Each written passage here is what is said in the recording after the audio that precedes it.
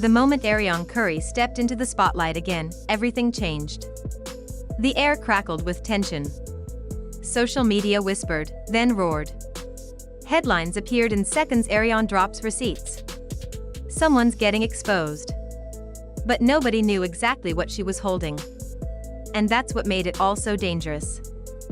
Because when someone claims they have the receipts, it's more than evidence. It's leverage. It's power. And when Arionne made that announcement, she didn't whisper, she roared. She dared people to step forward, to confront her. She was sending a message: I'm done being quiet. I'm done being pushed aside. Now your secrets become mine to reveal. What nobody saw coming was how deep this would go. This isn't just about social media posts or flashy court photos. This is about betrayal so brazen it shattered trust, ripped open alliances, and forced everyone to show their true colors. And tonight, we're going to go through it all, from her past wounds to her bold confrontation, and feel every sting, every tear, every shock that followed. Because when Arionne starts calling names, the world listens. And when she threatens to expose everything, well, then, nobody is safe. Arionne Curry didn't arrive here overnight. Before the flashing cameras and social media speculation, she was just a woman with dreams, scars, and hope. Growing up, she walked through narrow halls of judgment. She felt the burden of little voices telling her she wasn't enough, not pretty enough, not powerful enough, not worthy enough. Like so many of us, she carried doubts into adulthood, wondering if her voice would ever matter. She tried to build something real. She pursued relationships, trusting people to see her for who she was, not a prop for someone else's story, not an accessory to boost someone else's image. She believed in loyalty. She believed in being seen, in being acknowledged. But every time she extended that trust, she got cut. Every time she invested in someone else's promise, she was left holding an empty space. When she first entered the realm of reality TV and high-profile associations, she thought maybe this time it would be different. Maybe this time the spotlight would reveal authenticity, not illusions. But the lights also reflect shadows. The deeper into that world she went, the more she realized there were hidden lines, backstage deals, and whispered rules she had never known. She watched others align, betray, and reposition themselves. She saw how reputations were built not only by what you did but by what you withheld. And she saw how people could speak in public calm while breaking hearts in private. She learned how to walk on volcanic ground. One misstep and everything could explode. Over time, the cost of silence became too high for her. The personal toll, the anxiety, the heartbreak, the self-doubt it mounted. She knew that to survive, to reclaim her identity, she had to stop pretending. She had to stop glossing over the pain and hiding the truth. She had to fight not just for her name, but for her dignity. For every day she sat quietly was another day she'd been told she didn't matter. So when she first hinted something big was coming, many dismissed it. But those who knew her past, those who saw her eyes in lonely moments, understood she was on the edge of release. The accumulation of every slight, every broken promise, every gaslight, it was all about to become evidence. And she wasn't going to let anyone leave unaccounted. It started with a post. A seemingly casual line in her caption, something cryptic like, "You didn't expect me to let that slide, did you?" Within minutes, screenshots were taken, people asking, "What's coming? Who's she talking about?" Then she posted again, "I don't charge nothing to the game. Wait till the final chapter." Some called it hype. Others called it threatening. But what followed wasn't hype. It was weaponized truth. First came a short video clip, just her voice, trembling but firm. "I'm tired of being the punchline. I'm tired of hearing your side of the story without a fight." No names mentioned. But everywhere someone asked, which side? Which story? The suspense exploded. Then came a screenshot of text messages, not full conversations, just selected lines. Lines that hinted betrayal. Lines that hinted double lives. A name here, an alias there.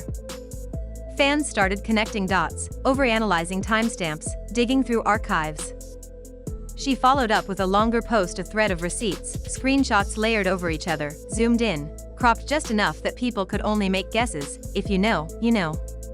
She captioned it, "I warned you. You never really knew me. Now you'll see what I meant." Some tried to block her. Some tried to beg her to stop. But she didn't. She doubled down. And then the twist no one predicted. Some of those messages weren't from a lover. They were from people she considered family in the industry, people she collaborated with, people she trusted to steer her path. She exposed meeting requests, backstage promises, assurances of "you'll be included" that never materialized. She exposed days she waited in the green room for someone to show and they ghosted. She revealed the whisper campaign's rumors seeded about her to shut her down before she spoke. And in the midst of it, she hinted heavily that one key player had recorded private conversations, recordings she now held access to. She warned, "You recorded me.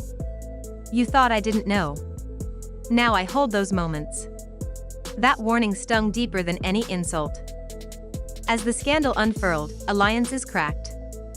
Friends who once praised her now posted vague texts, no shade, but some acted shocked. Others offered support publicly while privately begging her to reconsider. Some denied bold allegations with statements like, "I never meant to hurt you," or their lies. The comment sections erupted. Who did she intend? Was it someone she's dated? A producer? A manager? A castmate famous enough to cause damage if their name leaked? Then came the reaction posts from those being called out. Some responded with carefully worded denials. Some claimed the screenshots were doctored. Others suggested she was trying to resurrect attention. Some pleaded privacy. Some threatened legal action. But Arionne refused to back down. She posted again, "If this goes to court, the truth wins. And the truth is all on my side." She shared her side of a recorded voice note where someone apologized profusely. The tone was defensive, the shame audible. And she captioned it, "You sound like the one who betrayed." What nobody expected was how public this would become. Interviews were requested. Podcasts hunted her. Fans raised money for her legal fees. The media speculated which network would pay for the next exclusive. Everyone wanted the names. Everyone wanted confirmation. Through it all, she maintained a posture not defiance alone, but wounded dignity. Some of the lines she dropped hit deeper than insults. "You built your reputation on tearing mine down. You used my pain as your storyline. You forgot that I too am human." In one Instagram Live, she directly addressed the silent collaborators. "You can't hide behind others forever. Sooner or later, all roads lead back to the one who walked the path." That moment brought a hush, like the world collectively leaned in, waiting for what would crack first. As she released each batch of receipts, viewers began to map the chronology. First, the one-on-one meetings that vanished. Then the whispered promises of "we'll do that next season." Then the messages erased, the calls ignored. Many believed she was holding back the worst for a final explosive drop, something that would burn bridges permanently. And maybe she was. Through the scandal's height, everyone felt the tension, her, the accused, the bystanders. The stage felt electric, as if everything could implode. One wrong move, one mistaken reshare, one misinterpreted caption, it could turn upside down. And that's exactly where Arionne wanted the momentum. She held the narrative, dragging everyone else into her orbit. The climax came when she posted a video, a raw clip, shot in a dimly lit room. She looked directly into the camera, voice low but unwavering, "This is my last warning. You have 72 hours to come clean publicly. Or I release it all, every call, every message, every moment you thought was private. I will not allow you to gaslight me, to shift blame, to discredit me.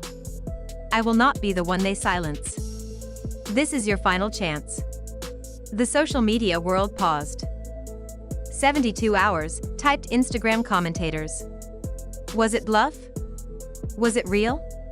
The next 3 days would reveal how much she held and how much the other side feared.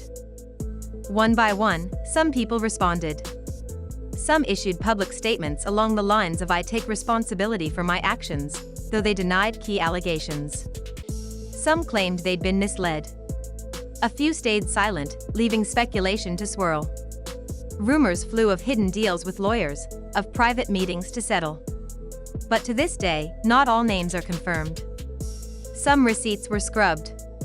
Some recordings vanished. Some phones got wiped. And in that silence, Arionne's message stood: she had more. She signaled she possessed the evidence that couldn't be erased, the truth black and white. What she had done wasn't just expose, it was reclaim. A reclamation of her voice, her story, her dignity. Through this upheaval, the emotional toll was visible. She begged fans not to pity her, but you could see it in the slight quiver in her lip, the pause in her voice when she spoke of betrayal. She spoke of nights of insomnia, of tears that gutted her, of waking in cold sweat thinking about what she'd uncover next. She said she struggled with doubt: what if they cut me off? What if they destroy me first? But every time she felt that fear, she posted. She leaned into the pain, turned fear into fuel. To her family and closest friends, this was personal.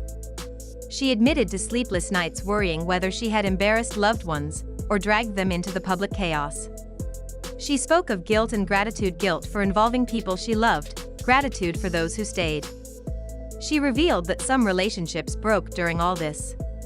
Some friends turned distant, others blamed her for seeking the truth. She faced backlash in private and judgment in public. She lost alliances. She lost trust from some who thought she should have stayed quiet. Her career hung in the balance. Some producers walked away. Some clients paused collaborations. The buzz that once helped her became a liability. She acknowledged moments when she wondered, did I ruin everything I built? But also moments when she felt stronger than ever, as though this conflict would be her defining moment, the one she'd rise from, not be buried by. In relationships, it cut deepest. She couldn't separate personal from professional. Someone she loved was implicated. She talked about how hard it was to feel love when memory of betrayal lingered in her mind. She said, "How do you trust again when your phone is full of conversations that hurt you?" The weight of reconciling love with evidence, trust with proof, tore at her. She asked fans, if you saw everything, would you stay? That question hung in the air like a dagger. Yet, through all of it, Arionne remained present. She kept posting reminders that this was not a pity party, it was a reckoning. She spoke of lessons, boundaries, self-worth, refusal to be gaslit. She thanked those who believed her from day one, the strangers who messaged support, the ones who sent prayers when she posted crying selfies. She vowed not to lose her essence in this war. She promised that when the dust settles, she would still be standing. And standing she is now.